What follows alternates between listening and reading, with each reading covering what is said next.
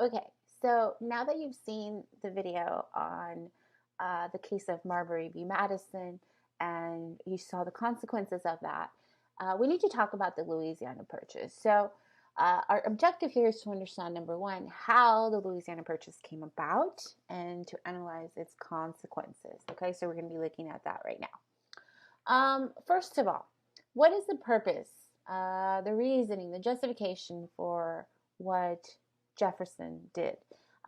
Number one, it's expanding the Agrarian Republic. Remember that for the Democratic Republicans, they're all about the farmers, a nation full of farmers. And so if there's more land, the size of the government, I'm sorry, the size of the United States grows and there's more land to go around, more farmers.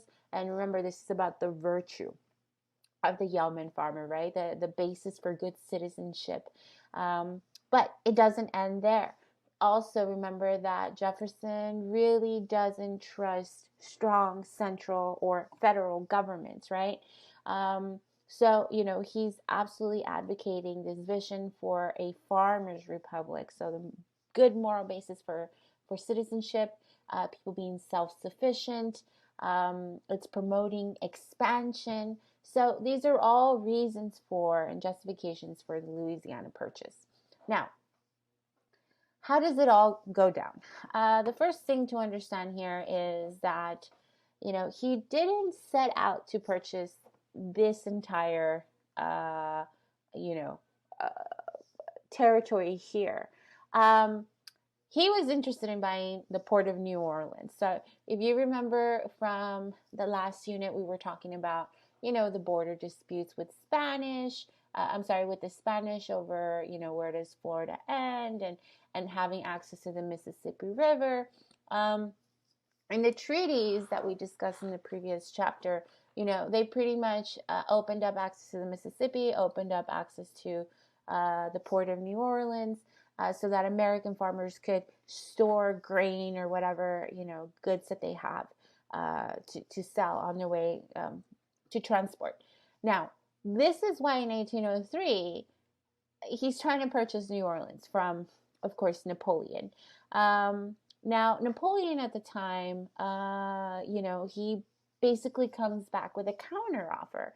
And rather than trying to sell just New Orleans to the United States, he offers up the entire thing for $15 million. Okay. So, of course, part of the reason is, well, why does Napoleon do that in the first place? And so you have to put things into context, right? Couple of things. Napoleon, what's he doing at this time? He's like fighting everybody, right? In the Napoleonic Wars. Wars are expensive. He needs money. His war coffers are nearly empty, so he needs that money. The cost of having this, overseas empire is really not worth it anymore, especially in light of the Haitian Revolution, Haiti rising up and getting their independence. So they're looking at this whole, all of this territory on the other side of the world as just maybe not being worth it. They want to focus their energy, their money, their time, everything on the Napoleonic Wars going on in Europe. So he offers all of this land to Jefferson in exchange for $15 million. So that really kind of brings everything, it's like pennies per acre. It's a great deal. It really is. But the question, of course, is, does Jefferson have the authority to do that?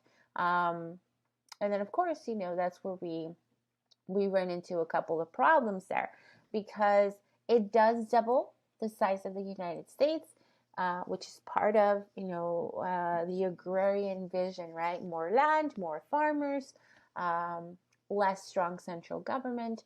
It essentially guarantees continued independence for the years to come. But the constitutional question here is, does he have a right to do that? Can he do that? Does he have the power? And so Jefferson is going to argue, well, yes, the president has treaty-making abilities, which are, of course, in the Constitution. However, you do need to have congressional approval, right? And so he's not really following um, that the right way.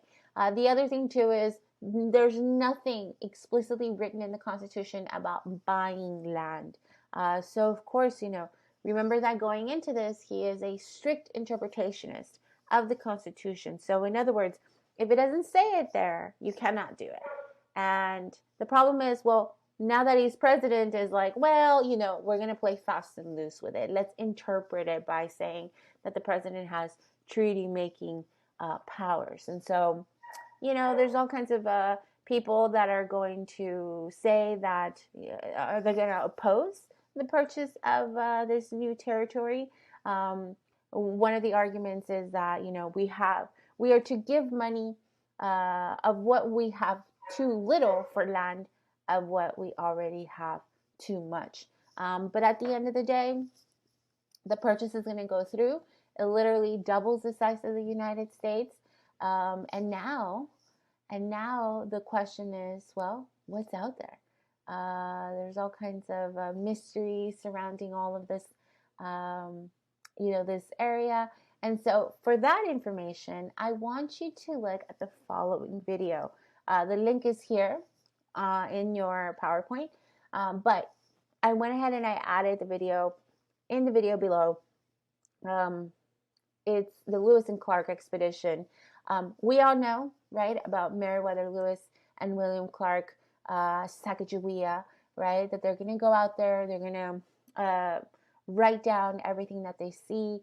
We know that they go past the Louisiana Purchase all the way to the Pacific. And so I want you to see the video because there's things in there that you may not have even thought about before that happened to them. And so the thing about that, of course, is what comes next after the Lewis and Clark expedition. The U.S. is going to continue to grow. Expansion is going to continue. Expansion is good, but it's going to bring more stress, strain. It's going to bring back to the forefront these problems that we've seen, the problem that we haven't been able to deal with up until this point, which is slavery, states' rights. As the country continues to grow and people continue to move out west, what are they taking with them? Slaves. And so the country will get bigger, but it's going to become more problematic. There's going to be more divisions politically, as well as divisions socially. It's going to get a lot more intense, and so ultimately, this is going to bring secession to the forefront. As the U.S. is looking westward, it's expanding. It's feeling the strain of over slavery. It's dividing the nation sectionally between those that are pro-slavery and anti-slavery, those that are agrarian and, the big cities, the industrialism that's coming. The country is dividing. It is absolutely dividing in this approach. And the refusal to deal with these issues at a constitutional convention are creating these problems again. So for more information on the next section, please click over to the next video, and I'll see you on the next one. Thanks.